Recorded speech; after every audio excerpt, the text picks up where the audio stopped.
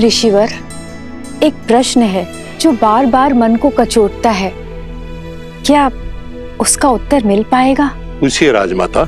ऋषिवर, एक संतान माता या पिता का पाप या पुण्य भोगती है, तो मुझसे ऐसा कौन सा पाप हो गया कि मेरे पुत्र और पुत्रवधू को वन की पीड़ाएं भोगनी पड़ी?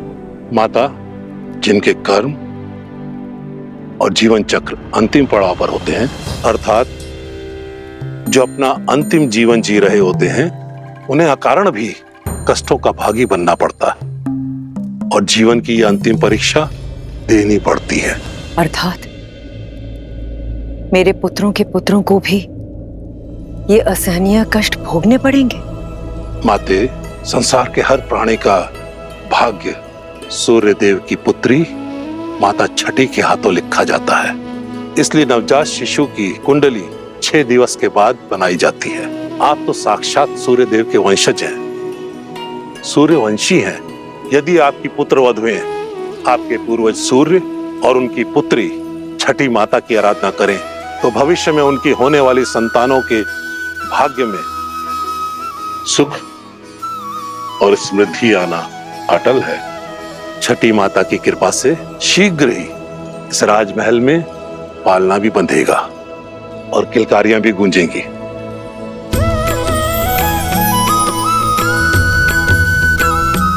महर्षिवर, हम सभी बहनें छठी माता की पूजा अवश्य करेंगे। ऋषिवर, इस मन में मैं संदेह लेके आई थी, उस मन में आस भरने के लिए बहुत बहुत धन्यवाद।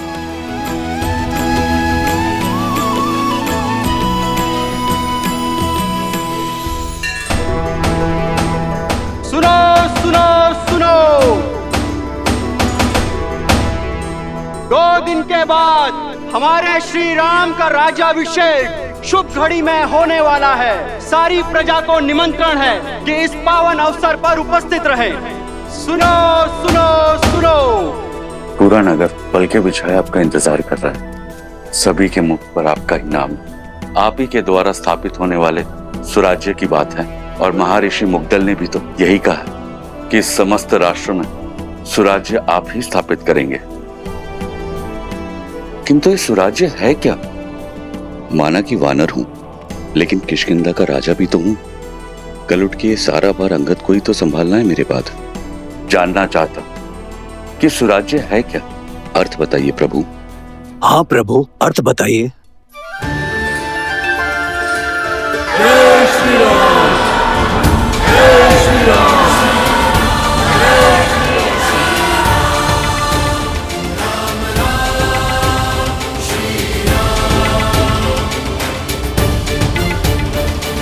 सुराज्य का अर्थ जानना था ना मित्र। सुख, समृद्धि, रक्षण और न्याय, ये सुराज्य के लिए आवश्यक है। सुराज्य का अर्थ आपके सामने है मित्र।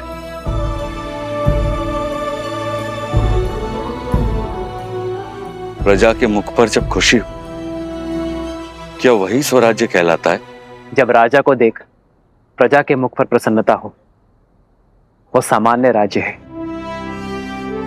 प्रजा के चेहरे पर जो स्मित है, वो एक सुखद बदलाव और समृद्ध भविष्य की अपेक्षा है। प्रजा को आशा होती है कि राजा उनके दुख सुनेगा, उनकी पीड़ा हरेगा। पर सुराज्य वो जब प्रजा को देख राजा के मुख पर प्रसन्नता हो, राजा को संतुष्टि हो कि वो अपनी प्रजा की अपेक्षाओं को पूर्ण कर पाया है। जब राजा को यह विश्वास हो कि वो अपनी प्रजा के जीवन में बदलाव लाने में सक्षम है, वो है सुराज्य। प्रजा को देख एक राजा तब मुस्कुराता है जब वो जानता है कि ना राजा के मन में कोई प्रश्न है, ना ग्लानि है, ना पीड़ा है, और ना ही उसके प्रजा के मन में। आज मेरी प्रजा के मुख पर स्मित है। मैं अपनी प्रजा की अपेक्षाओं को पूर्ण कर सुराज्य को अवध में लाना चाहता हूं मित्र। और जब यह क्षण आएगा तब मेरे मुख पर स्मित होगा। आओ मित्र। जय श्री राम, जय श्री राम, श्री राम, श्री राम, जय श्री राम,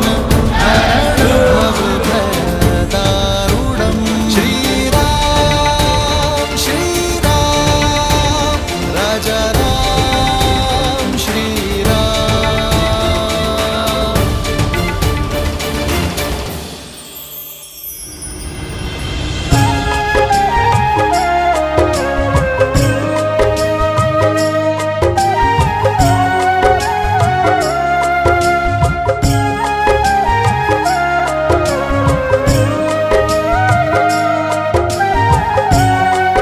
सीता दीदी, हमारे पग को कष्ट ना हो इसलिए ये सारा प्रयास हनुमान जी हमारे लिए कर रहे हैं, किंतु हमें ये सब भा नहीं रहा। हनुमान केवल हमारे लिए नहीं कर रहा है श्रुतकीर्ति, हमारे पीछे हमारी प्रजा की स्त्रियां भी हैं। उन्हें कष्ट ना हो ये उसका उद्देश्य है। हाँ दीदी, पर ये सब केवल हमारे कारण ही हो रहा है ना? हाँ, ये आरंभ है और इसे रोज का नियम बनाना होगा। प्रातः की शुरुआत कहीं ना कहीं से तो होगी ना। स्वच्छता केवल धूल कंकड़ का निवारण नहीं करती, एक स्वस्थ जीवन की नींव भी रखती है। जब राज्य के लोग स्वस्थ होंगे तो हमारा राज्य भी स्वस्थ होगा।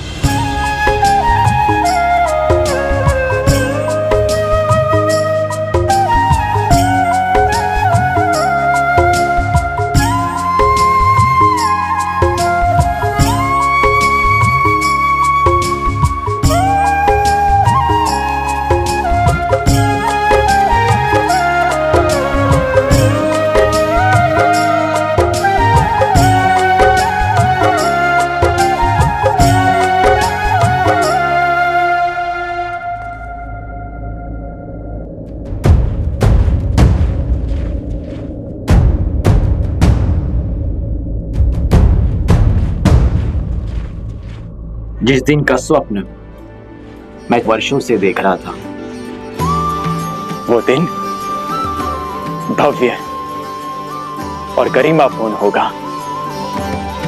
इसमें कोई बाधा नहीं आएगी। मित्र, आपके राज्य अभिषेक की पावन घड़ी, उसमें सेना का नियोजन, क्या आपकी प्रजा के मन में भय का निर्माण नहीं होगा कि होने वाले राजा अपने राज्य अभिषेक से पहले सुरक्षा का प्रबंध कर रहे हैं कि कुछ अघटित ना हो? प्रजा और राज्य का रक्षण एक राजा का प्रथम कर्तव्य होता है मित्र।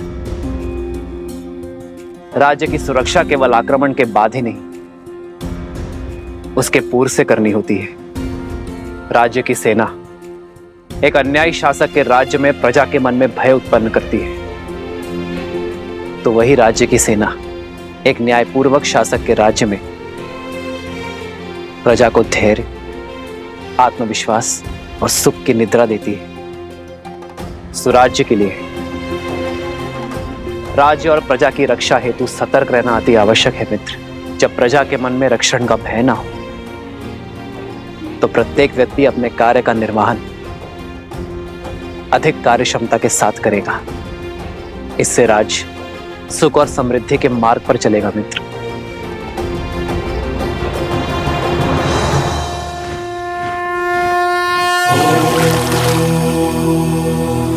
शांति शांति शांति।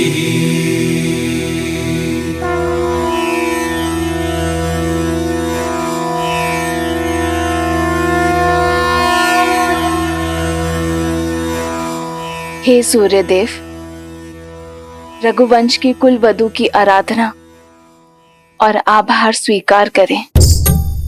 हे छठी मैया, ये समस्त राज्य हमारी संतान है, इनका भविष्य सुखमय और समृद्ध बनाइए। अपने तेज से हम सबके जीवन में सुख और समृद्धि का प्रकाश फैलाइए।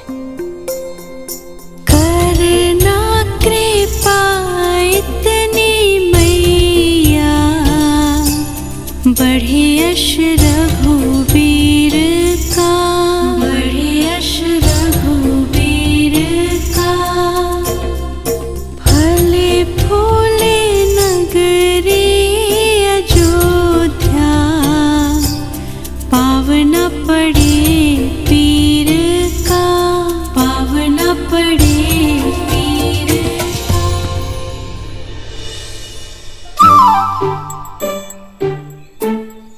कौन है ये उद्दंडी? कहां छुपे हो? बाहर निकलो।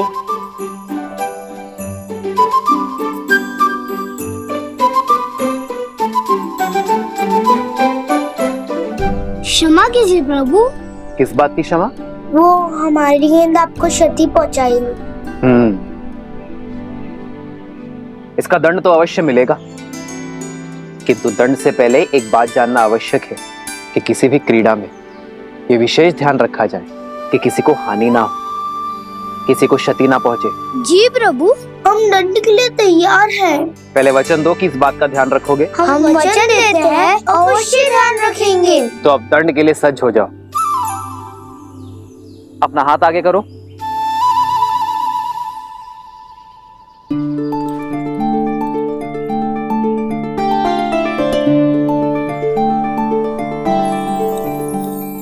ये हमारे लिए? हाँ, तुम्हारी प्रामाणिकता के लिए। तुम दोनों छुपकर भाग भी सकते थे, परंतु तुम बुलाने पर आए, अपनी भूल स्वीकार कर दंड का सामना भी किया। यही प्रामाणिकता जीवन भर बनाए रखना। चलो अब एक और खेल खेलते हैं। ये देखते हैं कि तुम सब में सबसे वेग से कौन दौड़ता है। भागो।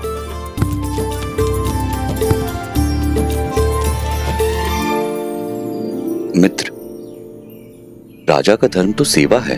आपने जो इनको ये धन दिया, ये ना लगे कि आप अपने धन का प्रदर्शन कर रहे हैं। जब राजा अपने स्वर्ण और रत्न का प्रदर्शन करता है, तब प्रजा का राज्य के प्रति शक्ति और सामर्थ्य बढ़ता है। मित्र, एक राजा के लिए रत्न प्रदर्शन जितना आवश्यक है, उतना ही घातक धन का मोह है। जब राजा अपनी संपत्ति को लेकर निर्मोही होगा, तभी वो राज्य को सुराज्य की ओर ले जा पाएगा।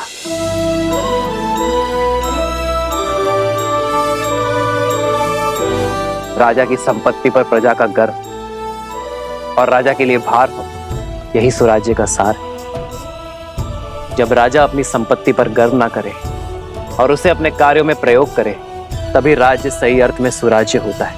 अति सुंदर। आपके विचारों ने हमारे विवेक को झंझोड़ दिया है। आपके ही मार्गदर्शन से अब से किष्किंधा में भी सुराज्य होगा, राम राज्य का परचम लहराएगा। जय श्री राम।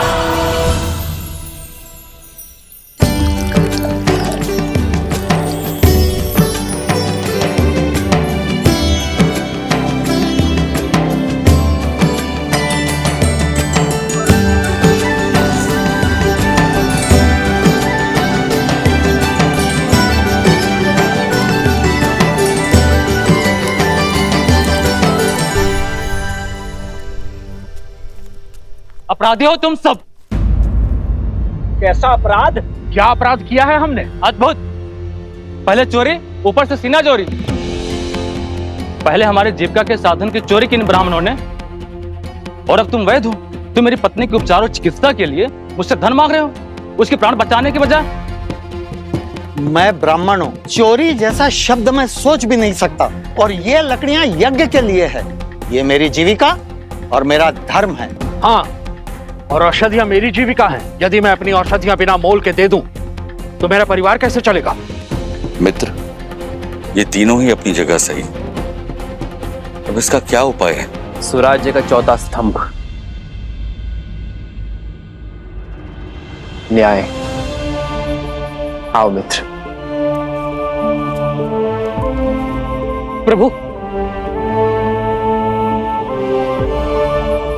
प्रणाम प्रभु। क्या हुआ? ये कोलाहल क्यों है अयोध्या में? कोई बात नहीं रघुनंदन, हम तो बस ऐसे प्रजा का राजा से समस्या छुपाना राजा की हार और राज्य के पतन का सूचक है। निसंकोच कहिए। प्रभु, पूरे दिन सूर्य के ताप में जलकर गिरी हुई लकड़ियां एकत्रित की थी, परंतु बीच में हमारी कुल्हाड़ी टूट गई। हमने लकड़ियां सूखने के लिए छोड़ दी थी, सोचा इन्हें बेचकर पुनः अपना कार्य प्रारंभ करेंगे, किंतु इन ब्राह्मणों ने हमारी लकड़ियों का उपयोग यज्ञ में कर लिया। प्रभु, शास्त्रों के अनुसार स्वयं गिरी हुई लकड़ियों का उपयोग केवल यज्ञ में ही किया जाता है। अब आप ही बताइए, शास्त्र नीति का पालन करके हमने क्या अपराध किया है, पाप किया है? यहाँ किष्किंधा के राजा मेरे मित्र वानर राज सुग्रीव उपस्थित है, क्यों ना वो इस समस्या का हल बताए।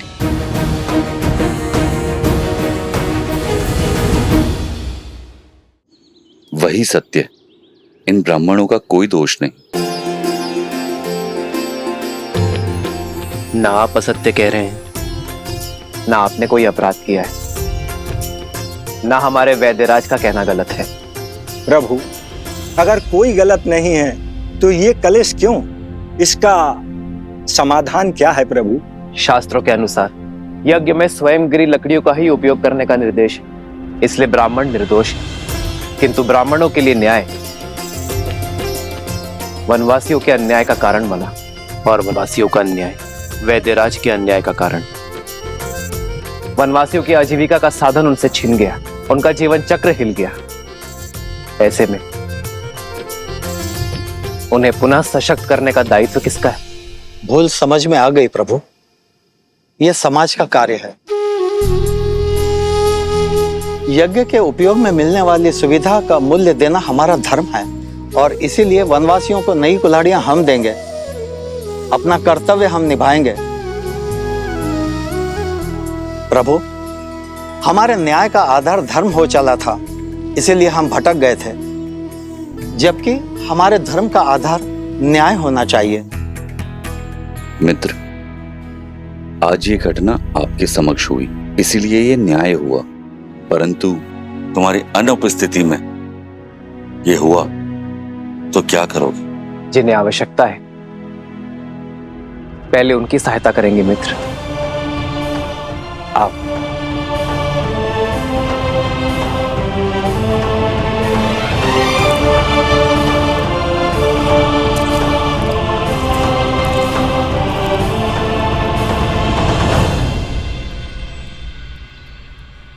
प्रभु। प्रणाम वैद्य जी, क्या मैं आपकी कुछ सहायता कर सकता हूँ? श्री राम श्री राम श्री राम श्री राम श्री रामचंद्र कृपालु भज मन हरण भव भय दारुणं नव कंज लोचन कंज मुख कंज पद कंजारुणम्।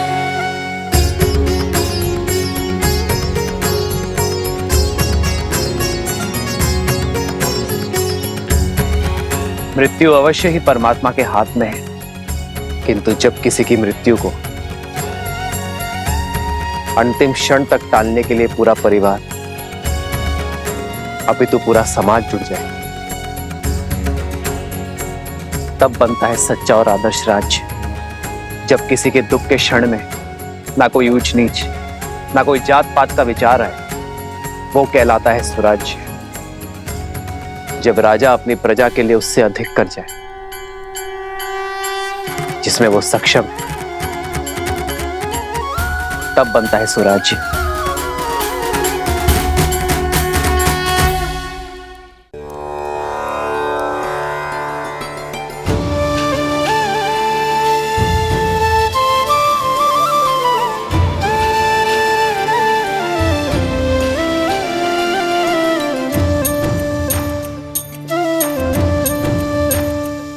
नहाए खाए के अर्थात स्नान और भोग के साथ छठ पर्व का पहला दिन प्रारंभ होता है। इस भोग को खाने के बाद हमें 36 घंटों का व्रत रखना होगा, अर्थात परसों भोर। ये व्रत शांति के लिए है। जहां शांति हो वहां सुख और समृद्धि अपने आप आ जाती है। ये राज्य मेरा परिवार है और इसकी शांति की कामना करती हूँ मैं छठी माँ।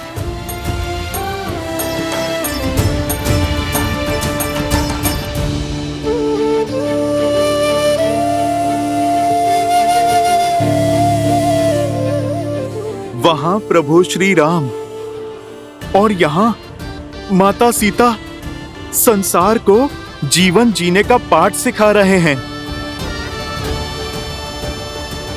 इतने से समय में इतना कुछ सीखकर मैं तो धन्य हो गया।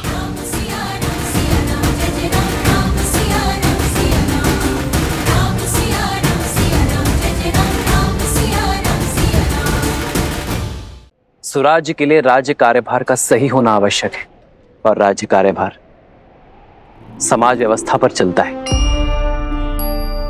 जीव, अन्न, पानी और आरोग्य ये किसी भी व्यवस्था के मूलाधार है। यदि रोजगार नहीं होगा तो जीविका नहीं होगी, ना कोई अन्न खरीद पाएगा और ना ही कोई रोगी अपना उपचार करवा पाएगा। हमें रोजगार के निर्माण का ये चक्र शुरू करना होगा मित्र। वही राजा को अन्न और जल, इन मूलभूत आवश्यकताओं का संचय और निर्माण करना होगा। एक राजा को आपातकालीन के लिए अन्न का संचय करना होगा, किसानों के लिए जल संचय की सामग्री का निर्माण करना होगा। और रही बात आरोग्य की, तो अपने राज्य में स्वच्छता की नींव रखना, अपनी प्रजा को निरोगी बनाना और आरोग्य केंद्र का निर्माण करना हमारा धर्म यही कर्म करने की बात करता है मित्र। जहां न्याय धर्म का आधार हो वो सामान्य राज्य है, किंतु जहां धर्म का आधार न्याय हो वो सुराज्य है। मित्र, आप धन्य हैं। अब चले मित्र, छठ पर्व में सूर्य को अर्घ देने का समय हो गया है। जैसी आपकी आज्ञा।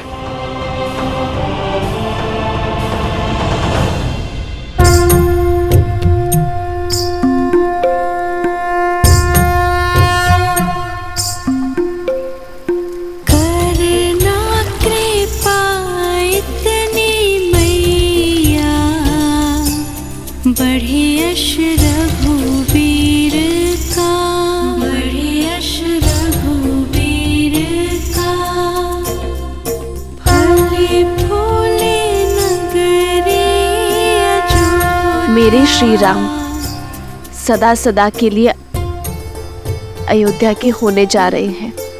राज्याभिषेक के इस शुभ दिन पर उन्हें आशीर्वाद दीजिएगा छठी मैया।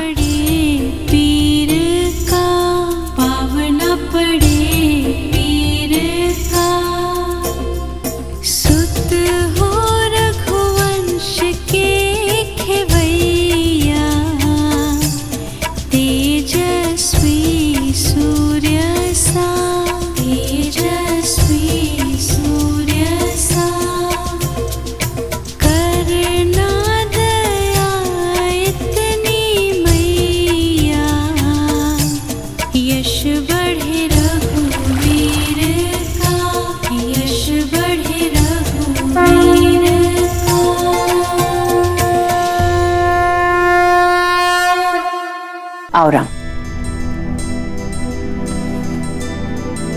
तुम्हारे लिए कलेवा परोस दिया है। तुम्हारा प्रिय दही भात और राजभोग सब है, ग्रहण करो।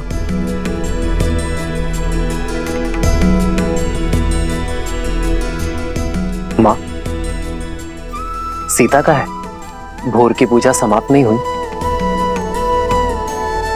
रघुकुल की चारों पुत्र वधु भोर से ही तट पे हैं। महर्षि मुद्गल के कहे अनुसार छठी मैया की पूजा कर रही हैं।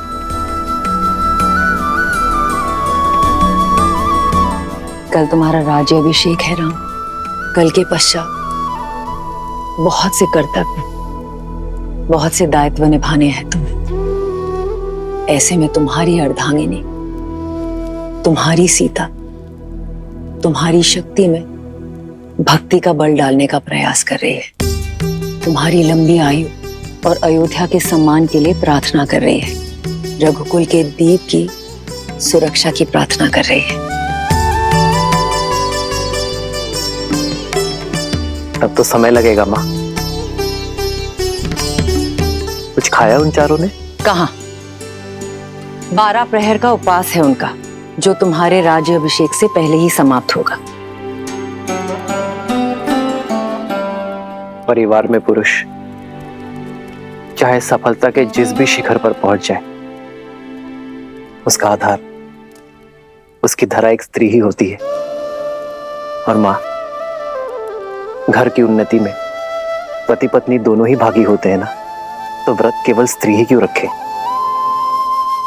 मैं भी सीता के लिए व्रत रखूंगा। राम सिया राम सिया राम सिया राम, राम सिया राम सिया राम। और मेरा ये व्रत सीता के प्रति मेरे प्रेम और सम्मान का प्रतीक होगा। हाँ, मेरा राम जितना प्यारा पुत्र है, उतना ही उत्तरदायी पति भी है।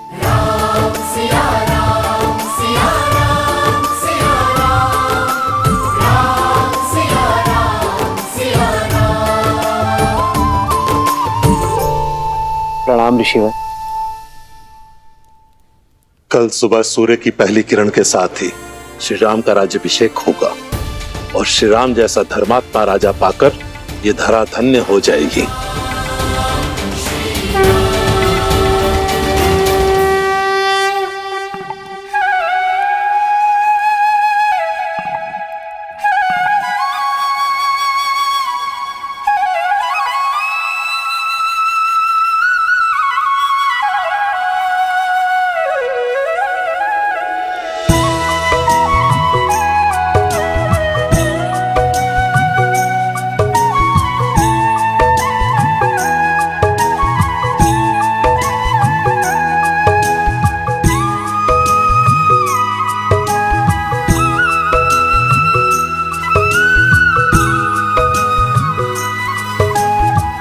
हमारे कारण इन्हें भी प्रातः उठकर आना पड़ा। बेचारे, लगता है अभी भी मीठी निद्रा के स्वप्न देख रहे हैं।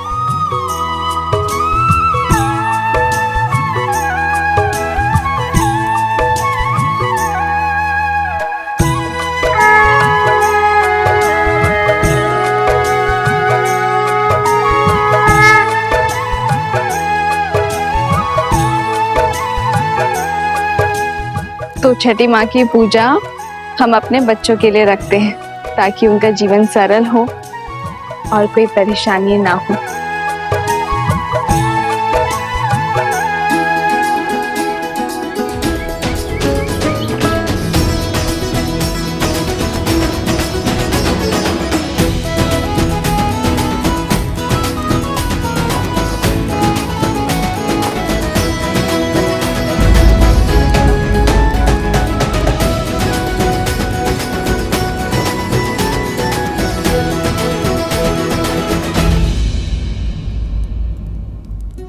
पिछले 14 वर्ष से हमें जिस दिन का इंतजार था, तुम उसका भाग नहीं बनना चाहती हो।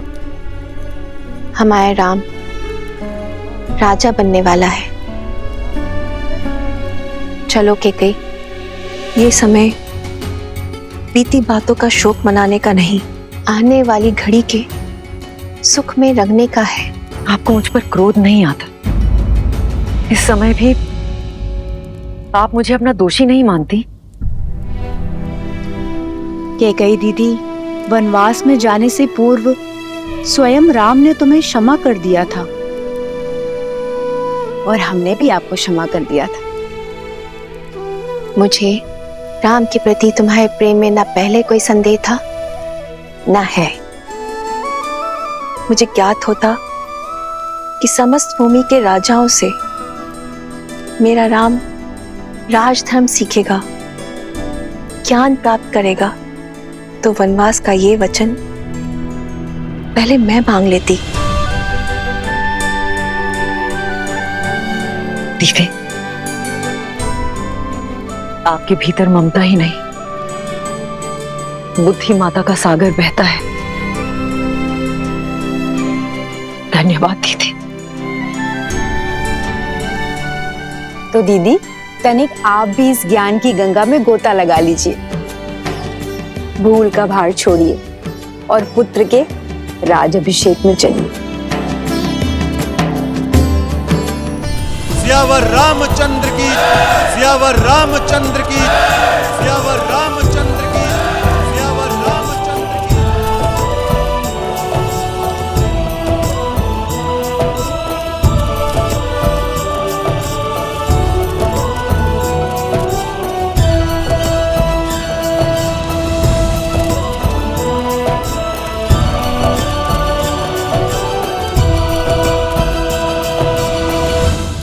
सियावर रामचंद्र की, सियावर रामचंद्र की, सियावर रामचंद्र की, सियावर रामचंद्र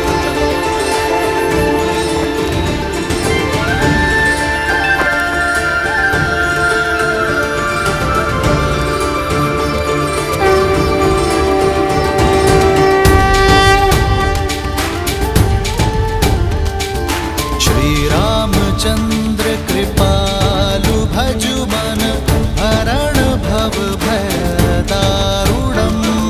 श्री रामचंद्र कृपालु भजु मन हरण भव भय दारुणम्।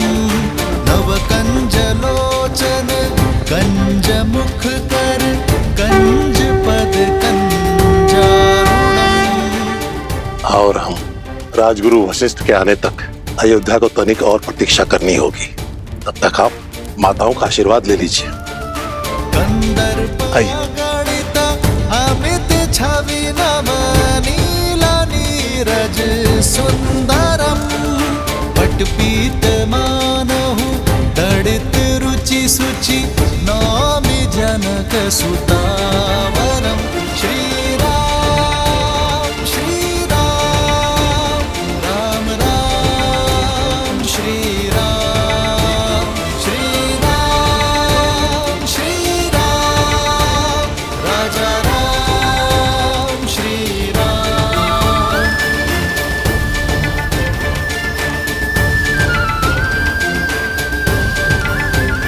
श्री राम श्री राम राम राम श्री राम।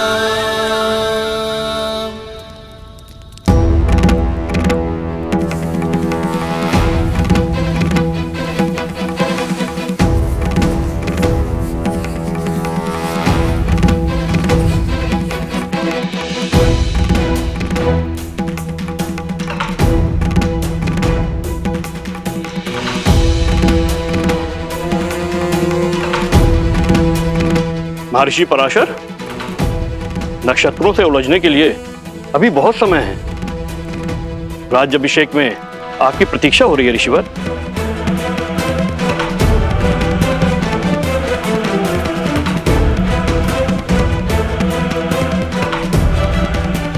आप इतने गंभीर क्यों हैं ऋषिवर? क्योंकि ग्रहों के संकेत ठीक नहीं है। जब किसी के भाग्य में राहु की छाया पड़ जाती है तो असुरी माया कोई न कोई कष्ट जरूर देके जाती है। मुझे राम पर विश्वास है। यदि भाग्य में संघर्षों का भंवर है तो वो भी स्वीकार है। और मुझे विश्वास है कि अयोध्या के नए राजा इस भंवर से भी अवश्य पार होंगे। एक राजा के जीवन का संघर्ष उसकी संपूर्ण प्रजा को भोगना पड़ता है। इस राज्य अभिषेक के समय की कुंडली में यह स्पष्ट है कि एक महाअसुरी शक्ति अयोध्या में प्रवेश करने वाली है।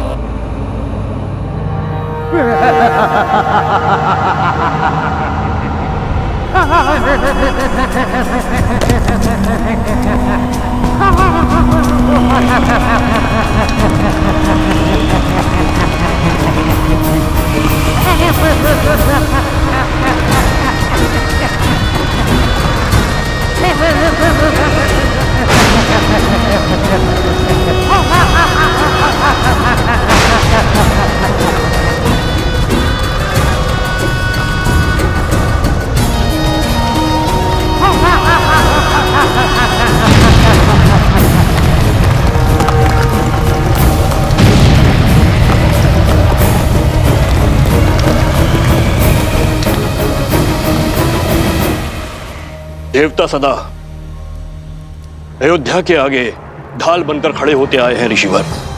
यदि कोई आसुरी शक्ति राम राज्य में प्रवेश करने की चेष्टा भी करेगी तो उसका सामना धर्म की शक्ति से होगा। आप आइए और राम को आशीर्वाद दीजिए। शुभ घड़ी में कुछ ही समय शेष है। आशा करता हूं कि इस बार भी आपके विश्वास की जय हो।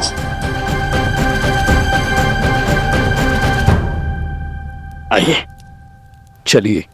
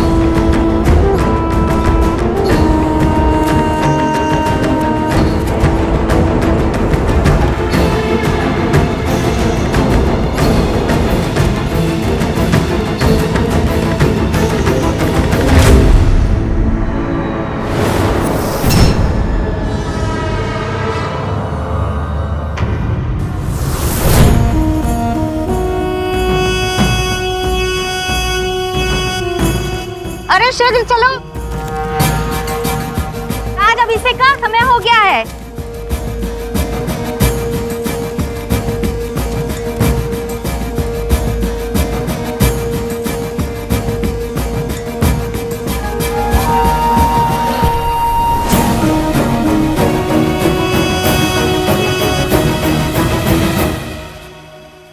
सर्वमंगलमांगल्ये शिवे सर्वार्थसाधिके शरण्ये त्र्यंबके गौरी नारायणी नमोस्तुते।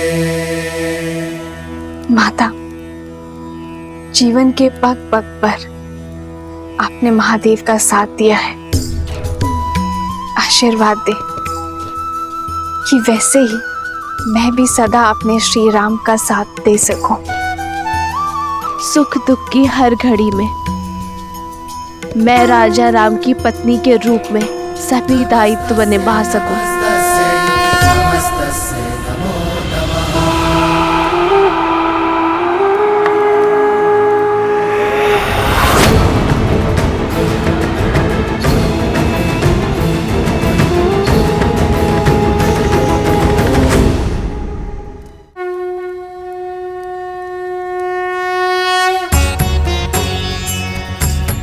राज्याभिषेक न केवल एक रीति है बल्कि होने वाले राजा के पवित्र उत्तरदायित्वों के लिए पवित्र प्रारंभ है। रीति अनुसार मंगल बेला में सर्वप्रथम श्री रामचंद्र जी की देह को तेल विविध औषधियों के मर्दन से शुद्ध किया जाएगा। पृथ्वी, जल, अग्नि, वायु, इन चार तत्वों के साथ आकाश तत्व के जुड़ने से इस तन का निर्माण होता है और इसमें सबसे अधिक रोग उत्पन्न होते हैं वायु तत्व के कारण।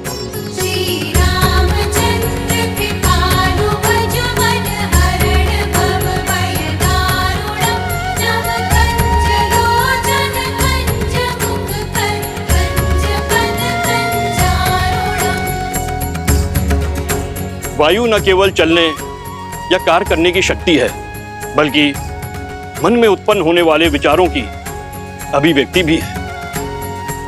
मन के मैल के कारण ही समस्त संसार में पाप, अपराध और दुराचार होते हैं। अतः मंत्रों से मन को बांधकर एवं तेल के मर्दन से वायु तत्व को शांत किया जाता है। पश्चात यह मन स्वच्छ हो जाता है और जिस राजा का मन स्वच्छ हो वह धैर्य और सहनशीलता का पर्याय होता है।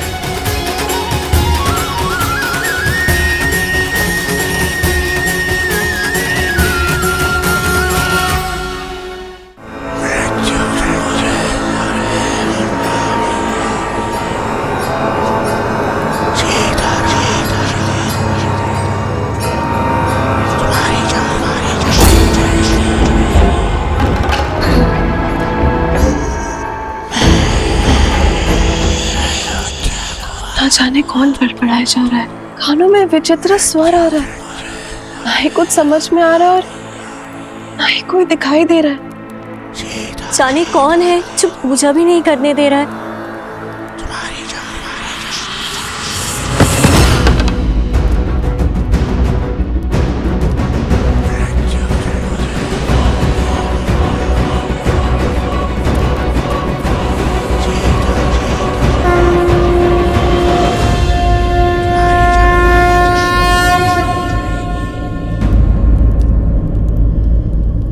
क्या हुआ उर्मिला, इतनी विचलित क्यों हो तुम? दीदी आपको ये ध्वनि नहीं सुनाई दे रही?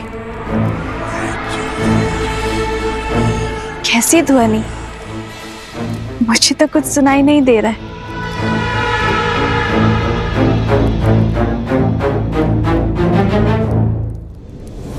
क्या ऐसे मेरी शक्ति, मेरी उपस्थिति का आभास तक नहीं है? क्या कोई हो सकता है इस संसार में जो सहस्त्रमुख रावण की शक्तियों से प्रभावित ही न हो?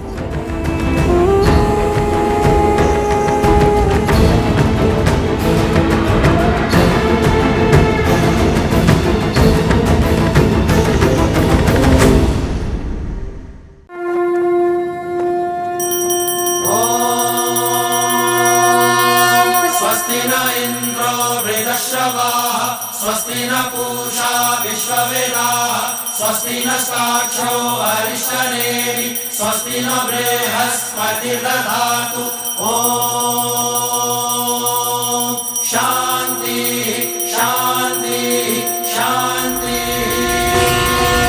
तेल के मर्दन से वायु तत्व शांत हो जाता है, तन के साथ साथ मन भी स्वच्छ हो जाएगा, ताकि राजा सदा उचित मार्ग को चुने और धर्म का पालन कर सके।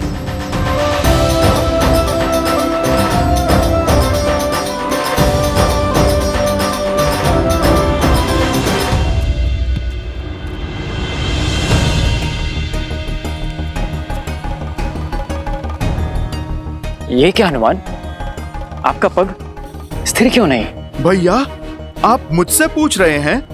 कारण तो आप ही हैं। मैंने क्या किया? भैया आप तो भूल ही गए, जब मैं लक्ष्मण भैया के लिए संजीवनी बूटी का पर्वत उठाकर ले जा रहा था, आप ही का तो बाण लगा था मुझे। बस ऊपर आकाश से धरती पर धन से गिरा। भरत भैया, बड़ी विकट मोच आई थी मुझे इस पैर पे। परंतु उसके पश्चात तो आपने अपने बल और बुद्धि की पराकाष्ठा पार कर दी थी। पूरा का पूरा युद्ध लड़ा है आपने। उद्देश्य की पुकार में पीड़ा की चिंता कहाँ स्मरण रहती है लक्ष्मण भैया? आपके पग को भी तेल मर्दन करवाना पड़ेगा हनुमान। भरत भैया, आपका विचार तो बहुत अच्छा है, मेरी भी यही इच्छा थी। उचित है, मैं आपको वेधशाला भिजवा देता हूँ। भरत भैया, उसकी आवश्यकता क्या है? इतना तेल प्रभु को छूकर व्यर्थ जा रहा है। यही उपयोग में मैं ले लेता हूँ। तेल का तेल, उस पे प्रभु के स्पर्श का मेल, स्वर्ण पे सुहागा।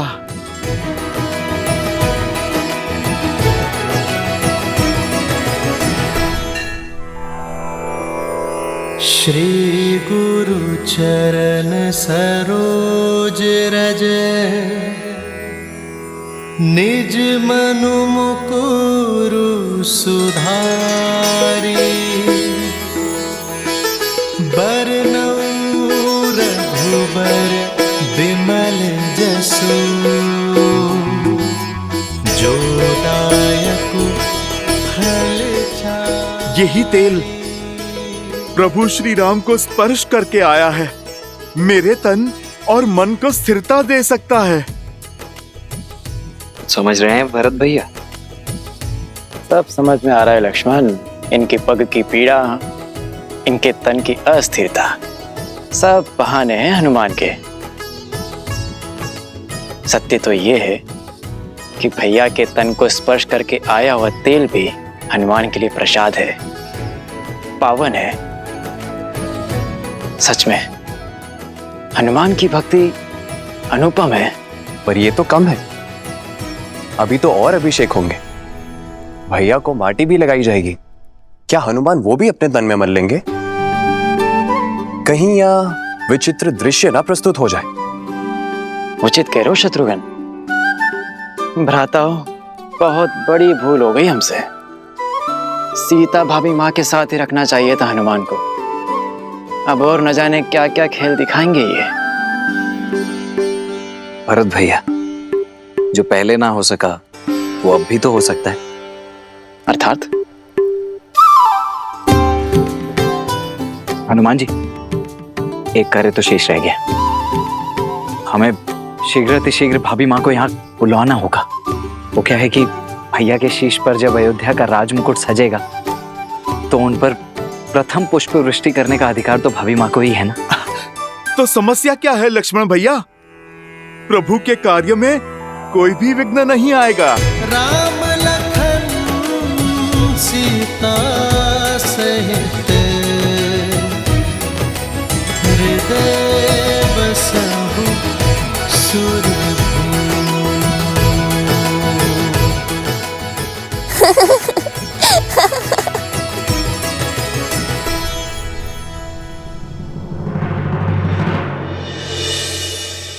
क्या हुआ देवी? इस शुभ अवसर पर महर्षि पराशर के गंभीर मुखमुद्रा का कारण सोच रही हूँ। कदाचित उन्होंने नक्षत्रों और नियति की चाल को पढ़ लिया है। स्त्री के सम्मान का प्रश्न है महादेव। मुझे सीता को दिव्य सिंदूर रूपी अस्त्र जाकर देना ही होगा। माता, दिव्यता का सिंदूर से क्या संबंध? सिंदूर न केवल माथे पे लगा लाल रंग है और न ही किसी स्त्री के विवाहिता होने का प्रतीक।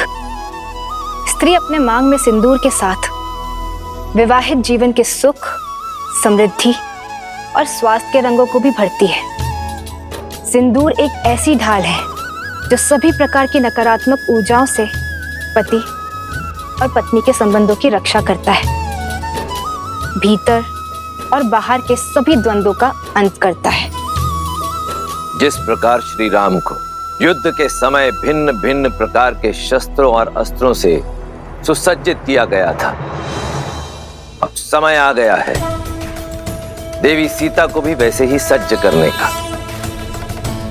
क्योंकि शीघ्र ही एक और असुरी शक्ति चुनौती देने वाली है। और इस बार युद्ध केवल श्री राम को ही नहीं, देवी सीता को भी लड़ना होगा।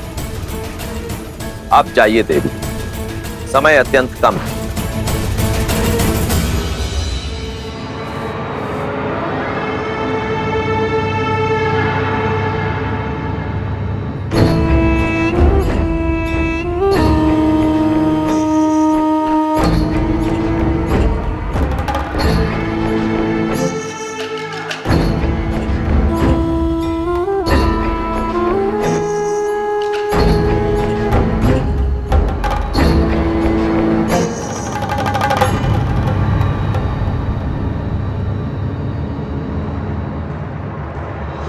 अद्भुत, अप्रतिम है ये सुंदरी।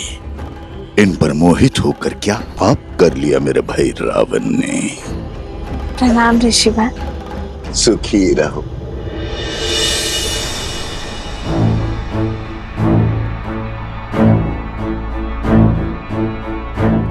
तुम्हारी सखिया कुछ विचलित लग रही है।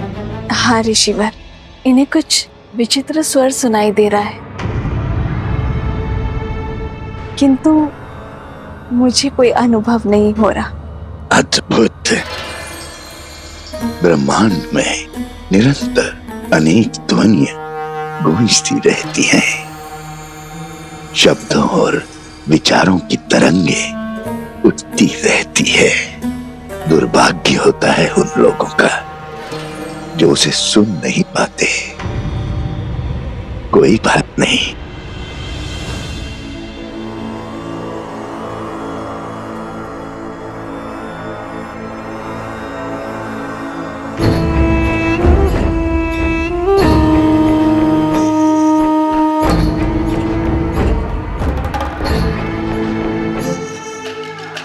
मेरे हाथों से प्रसाद खा लो, सब सुनाई देगा।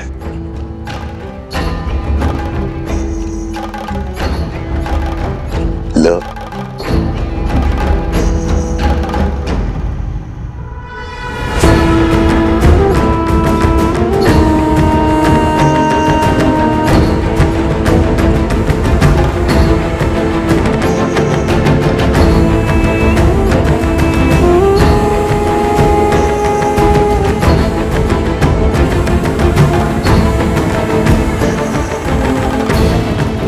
प्रसाद लेकर उसे ग्रहण न करना उसका अपमान होता है देवी। ग्रहण करो।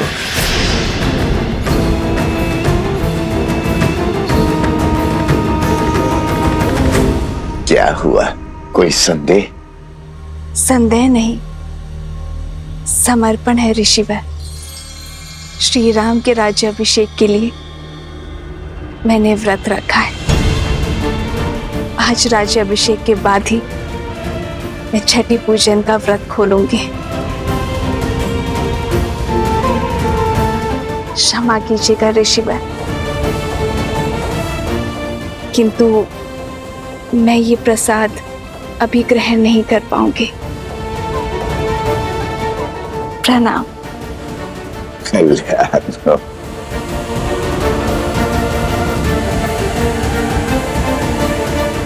कल्याण हो।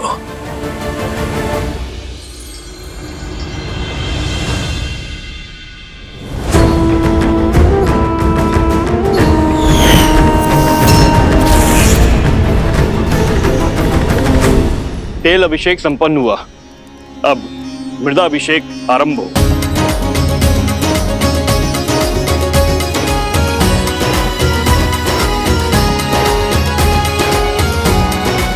पर्वत पर देवताओं का वास होता है, इसीलिए पर्वत शिखर की माटी को राजा के मस्तिष्क पर लगाने से राजा की बुद्धि भी देवताओं की भांति तीव्र और दयालु होती है।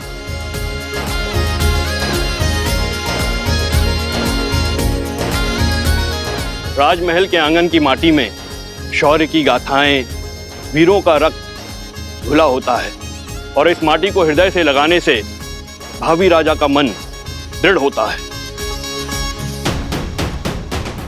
जिसके मस्तिष्क में दृढ़ता हो और हृदय में दया हो, वही राजा प्रजा की सेवा कर सकता है, उसे संतान की भांति पाल सकता है। जय श्री राम, जय श्री राम, जय श्री राम, जय। अच्छा हुआ लक्ष्मण, हनुमान को सीता भाभी माँ को लेने भेज दिया, अन्यथा हनुमान तो यहाँ माटी स्नान कर रहे होते अभी।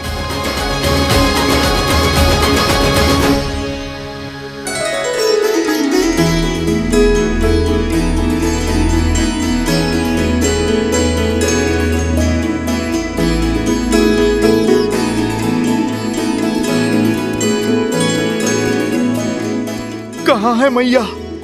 उन्हें तो शीघ्रातिशीघ्र प्रभु के पास लेकर जाना है।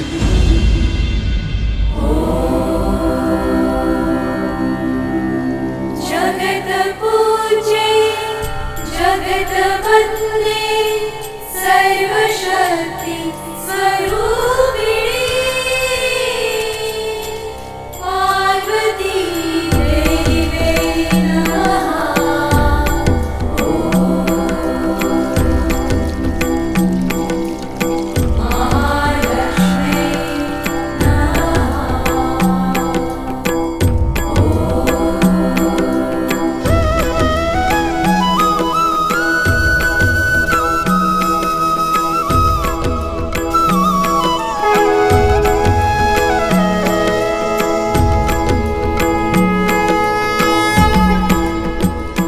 सुनिए,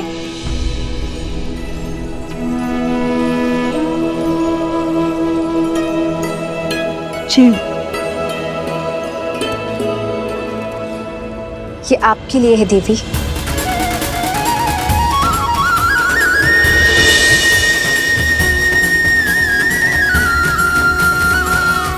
आप मुझे जानती हैं, जिन देवी सीता ने स्त्री की पवित्रता और साहस को नई परिभाषा दी है, उन देवी सीता को कौन नहीं जानेगा। ये पवित्र सिंदूर है। श्री राम के राज्य अभिषेक होने के साथ अयोध्या का सोया हुआ सौभाग्य भी जागने वाला है। श्री राम के कंधों पर बड़ा भार आने को है, किंतु पत्नी के समर्थन के बिना पति के कर्म और धर्म की यात्रा अधूरी है। ये सिंदूर आपको सबल करेगा, अपने पति का संबल बनने के लिए भी और आने वाले कष्टों का सामना करने के लिए भी। धन्यवाद। पर आप गौरी माँ से आशीष मांगा था ना, तो समझो ये उन्होंने भेजा है।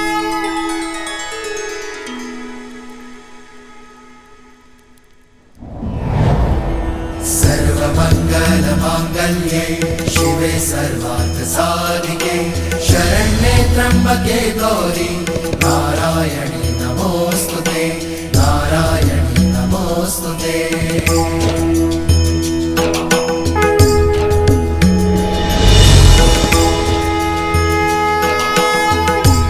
ये क्या माता, दान देने के दिन में आप दान ले रही हैं? ये दान नहीं, प्रसाद है हनुमान। अच्छा माता, पर प्रसाद तो खाया जाता है ना, आपने मस्तक पर क्यों लगाया? क्योंकि इसका यही कार्य है। जब पत्नी अपने पति का नाम लेकर आज्ञा चक्र पर कुमकुम से तिलक लगाती है तो उसका मन उसके साथी के साथ जुड़ जाता है। वैसे ही जब मांग में पूरी आस्था और विश्वास के साथ ये सिंदूर लगाया जाता है तो एक स्त्री का जीवन उसके पति के साथ बन जाता है। माता, ये तो बड़ा कठिन विवरण है। समझो, इसे अपने मस्तक पर धारण करने से श्री राम की आयु बढ़ती है, मन में उनके लिए प्रेम बढ़ता है और समाज में उनकी प्रतिष्ठा। क्योंकि मेरे मन में केवल श्री राम है।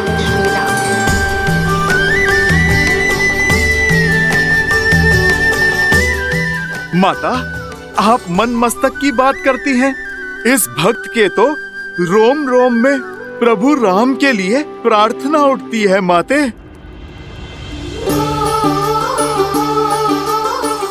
किंतु यदि मैंने अपने पूरे शरीर पर ये सिंदूर का लेप लगाया तो ये समाज मेरे पति का उपहास उड़ाएगा, मेरे प्रेम पर हंसेगा।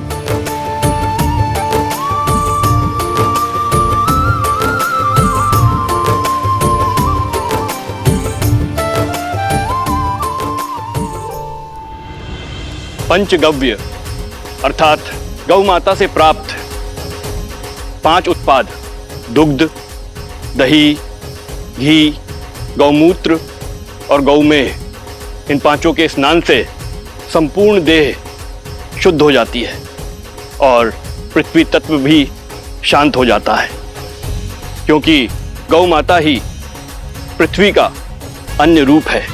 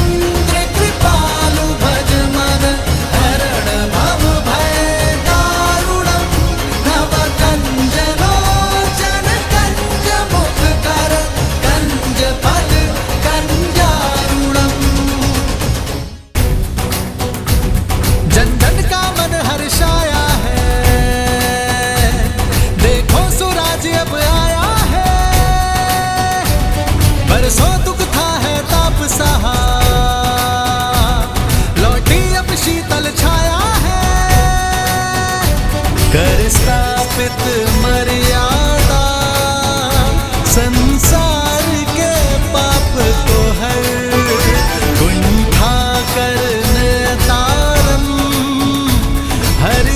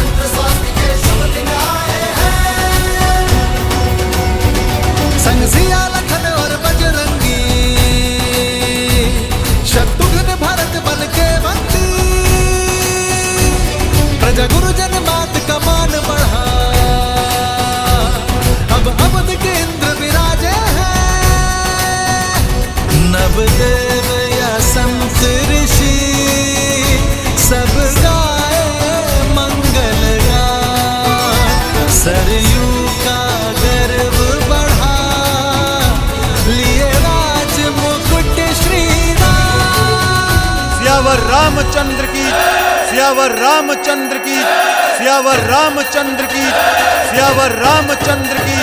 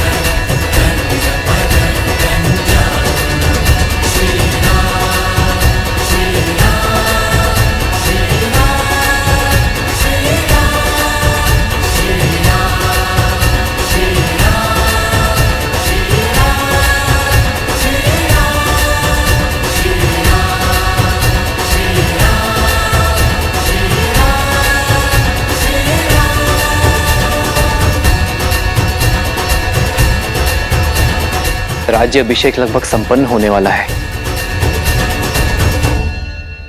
पर मेरा हनुमान नहीं दिखाई दे रहा।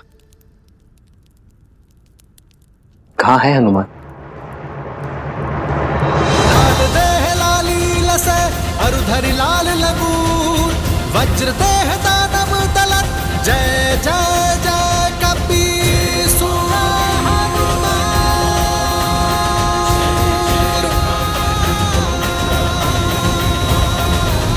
बजरंग बली हनुमान, जय जय महाबली हनुमान।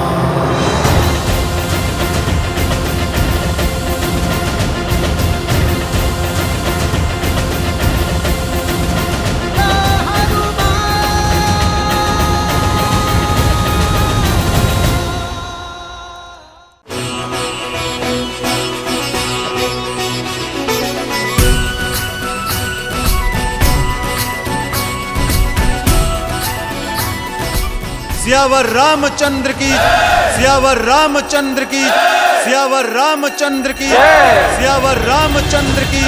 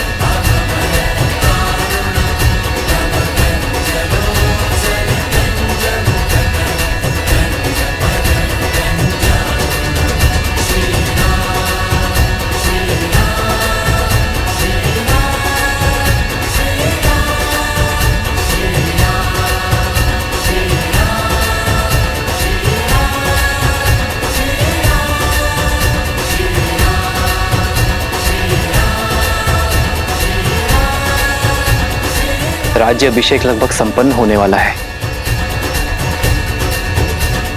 पर मेरा हनुमान नहीं दिखाई दे रहा। कहाँ है हनुमान?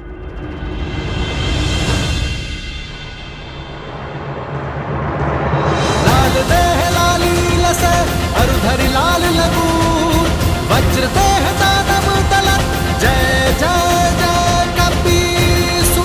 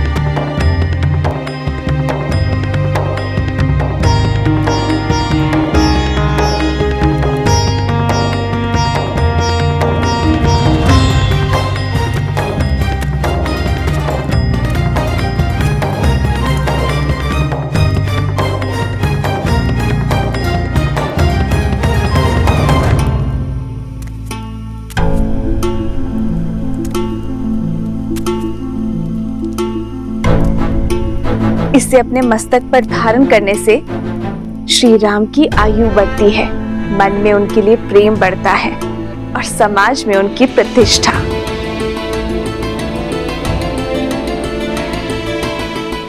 माता, आप चिंता ना कीजिए। ना मुझे किसी के ठाठ से अंतर पड़ता है और ना ही उपहास से। मेरे लिए मेरे प्रभु का जीवन, उनका सम्मान, उनका मुझसे प्रेम महत्व रखता है। माता, आपने तो मुझे अनोखा मार्ग दिखा दिया। आपके मस्तक पे एक चुटकी सिंदूर लगाने से मेरे प्रभु का सम्मान इतना बढ़ गया। तो माता, आप सोचिए, मेरे प्रभु का सम्मान और प्रभु का मुझसे प्रेम अब कितना बढ़ेगा।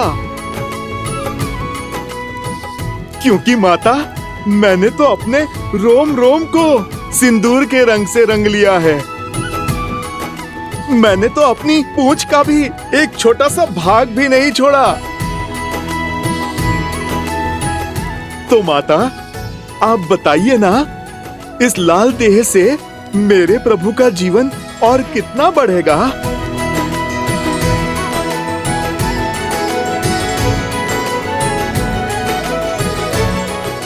तुम्हारा प्रेम, तुम्हारी श्रद्धा, समर्पण अनंत है, अमर है हनुमान।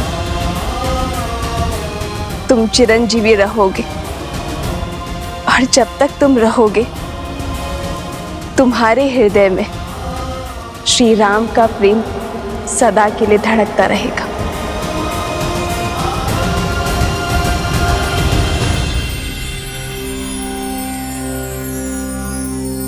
श्री गुरु चरण सरोज रज, निज मनु मुकुरु सुधारी। बरनउँ रघुबर बिमल जसु, जो दायकु फल चारी।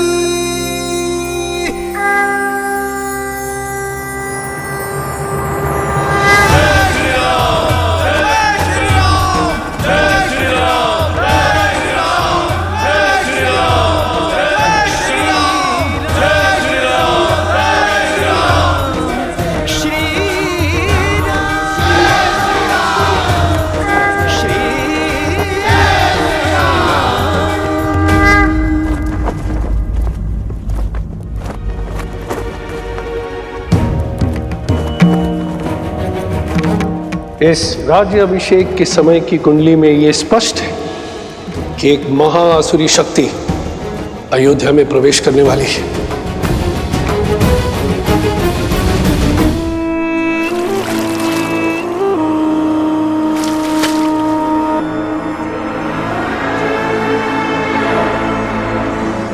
राम, न तुम जीते हो और ना ही ये युद्ध समाप्त हुआ है। युद्ध तो अब पूरी तरह आरंभ हुआ है। मैं तन पर वार नहीं करूंगा राम, मैं मन में घुसकर वार करूंगा। बोलो, कैसे करोगे मेरा संहार? रावण की नाभि का अमृत सूख गया, किंतु प्रजा के मन के विचारों का मैं कभी नहीं सूखता। उसका सामना कैसे करोगे? कैसे करोगे अयोध्या की प्रजा का सामना राम?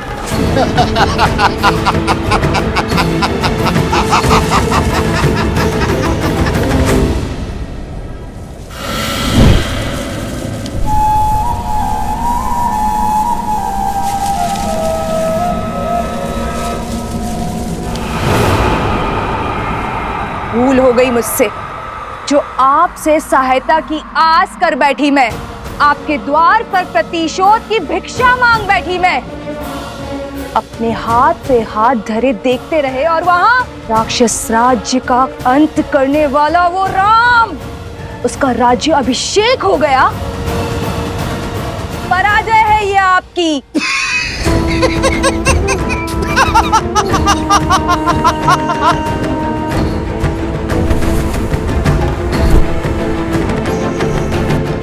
मैं जितना अधिक पराजित होता हूं, मेरा विजय पर उतना ही विश्वास दृढ़ होता जाता है। जानती हो असुर सदा पराजित क्यों होते रहते हैं? क्योंकि उन्हें अपनी शक्ति का तो बोध है, किंतु शत्रु की दुर्बलता का बोध नहीं है। राम का राज्याभिषेक उसकी दुर्बलता होगी।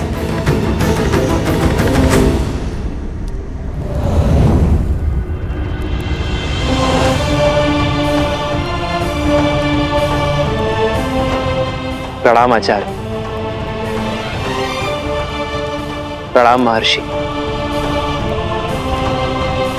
राज्याभिषेक की कोटि कोटि बधाई हो अयोध्यापति, किंतु हर बधाई के साथ एक चुनौती जुड़ी होती। आपने पापियों का संहार तो किया, पाप का नहीं। दशानन को मारा, मगर उसकी सोच को नहीं। पाप की सोच एक ऐसा छलिया है जो बार बार स्वरूप बदलकर सामने आता है और प्रहार करता है। मैं वार करूंगा तो राम प्रतिकार करेगा। मैं युद्ध में विश्वास नहीं रखता। मैं 1000 छोटे छोटे घाव में विश्वास रखता हूं, और वो घाव मैं उसे नहीं दूंगा, उसके अपने देंगे। और जब घाव अपने देंगे तो लाचार होगा और पीड़ा भी अधिक होगी। अर्थात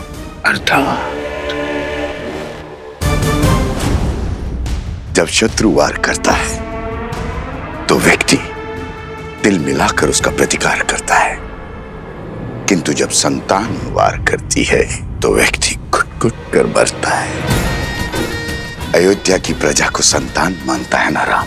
अब यही प्रजा उस पर वार करेगी। जिसने रावण से लंका का युद्ध जीत लिया, वो अयोध्या की प्रजा से युद्ध नहीं कर पाएगा। अब उस पर उसकी प्रजा से प्रहार करवाऊंगा। अयोध्या के भीतर एक युद्ध होगा जिसे अयोध्या हार जाएगी।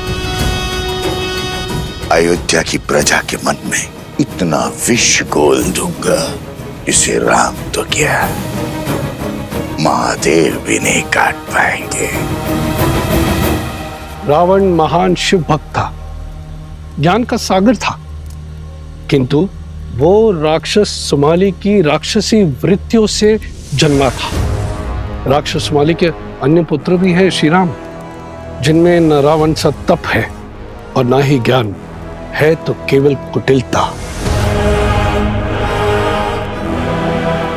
क्षमा करें महर्षि, अयोध्या के उत्तर की ओर भरत भैया है, पूर्व की ओर लक्ष्मण भैया और पश्चिम की ओर मैं, और दक्षिण की ओर हनुमान जी हैं। हम 4 बलशाली अयोध्या के द्वारपाल हैं। हमारे होते अयोध्या को किसका भय? पांव पर पादुका पहनने से, बाहर के कष्ट से बचा तो जा सकता है कुमार शत्रुघ्न, किंतु फोड़ा यदि देह के भीतर से निकले तो क्या करोगे? जब अग्नि घर के भीतर ही लगी हो तो द्वार बंद करने से कोई लाभ नहीं होगा।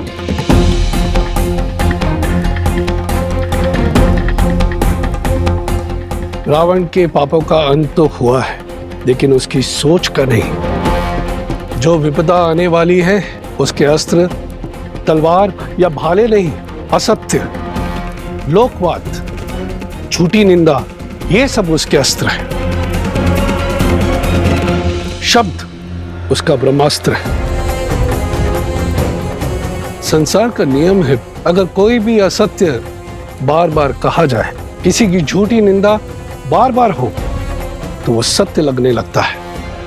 और यह मनुष्य के स्वभाव की प्रवृत्ति है कि सत्य सामने होते हुए भी वो असत्य की ओर आकर्षित हो जाता है। हर मनुष्य के भीतर छिपी बैठी है असंतोष की अग्नि, इस अस्त्र को विस्फोटक बना देती। जब तक उन्हें मेरी योजना का आभास होगा, तब तक मैं उनका स्वर्ग रूपी संसार भस्म कर चुका हूंगा। मुझे आपकी रणनीति पर बिल्कुल भी विश्वास नहीं है। रावण भैया की शक्ति और साहस का 100वां अंश भी नहीं। अपने शत्रु से 2-2 हाथ करने की स्थान पर जुआरियों की भांति कुचक्र रचना से अंत नहीं होगा उस राम का। शांत प्रिय बहन, शांत। मैं जानता हूं कि तुम्हें मेरी शक्तियों पर संदेह है, इसलिए तुमने अपनी सहायता के लिए किसी और को भी बुलवाया। कौन है वो? हाँ, मैंने सहायता के लिए निस्थल के राजा भस्कर्ण और उनके पुत्र संहादमन को बुलाया है।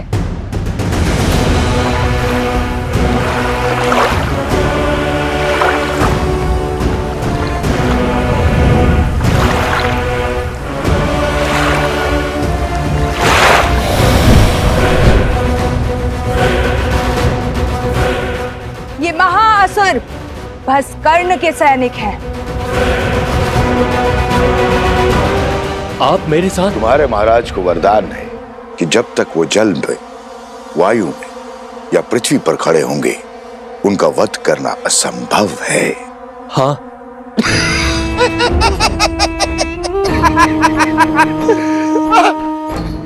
जाओ, करो युद्ध, किंतु एक बात स्मरण रहे, राम पर विजय केवल सहस्त्र रावण पा सकता है। जाओ, अपनी योजना को आकार दो।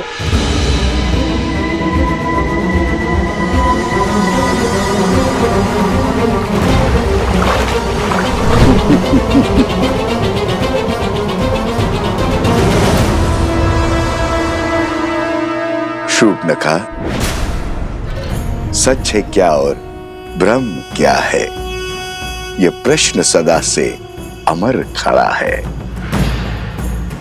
सहस्त्र मुखों की सहस्त्र बातें, इनसे भला कौन लड़ा है?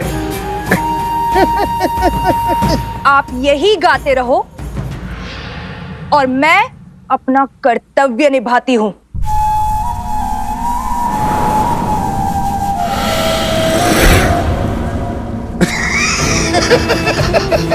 राम राज्य पर अनिष्ट की छाया तक नहीं आएगी महर्षि। ऐसी परिस्थिति आएगी ही नहीं कि कभी असंतोष अपने पैर पसारे। असंतोष ईर्ष्या से जन्म लेता है राजकुमार, परिस्थिति से नहीं।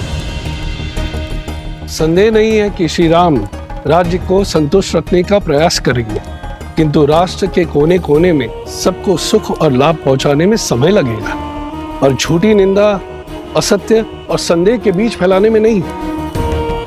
संदेह मन के किसी कोने में छिपकर घास के तिनकों की भांति तनिक सी निंदा से पोषित होकर बढ़ता रहता है और हमारी अनुमति के बिना हमारी मति भ्रष्ट करता रहता है, और यही सहस्त्र रावण की शक्ति है।